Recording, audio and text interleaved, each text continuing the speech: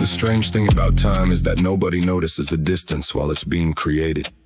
Because the changes are too small on a Monday, too small on a Tuesday, and too small on a Thursday morning when the alarm rings and another ordinary day begins. Yet those ordinary days keep accumulating beneath the surface and eventually become something impossible to ignore.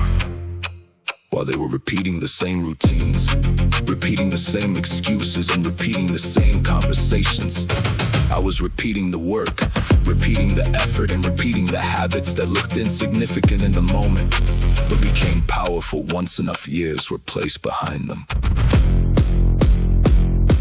At first there was no difference. At first we looked the same. At first we moved the same. At first nobody could tell who was building momentum and who was standing still, because progress hides itself during the early stages, and patience always disguises itself as nothing. But time never forgets, time never misses a payment, time never loses track of effort, and eventually every disciplined action starts collecting interest.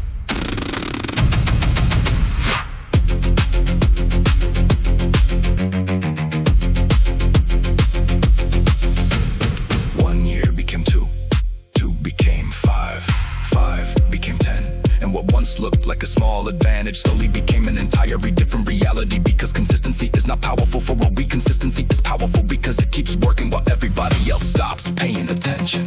The gap kept growing in silence. The gap kept growing in the mornings. The gap kept growing in empty gyms. The gap kept growing while nobody was looking. Now they call it talent because talent sounds more comfortable than discipline. Call it genetics because genetics sounds easier than accountability, and call it luck because luck requires less explanation than 10 years of showing up, when showing up stopped being exciting.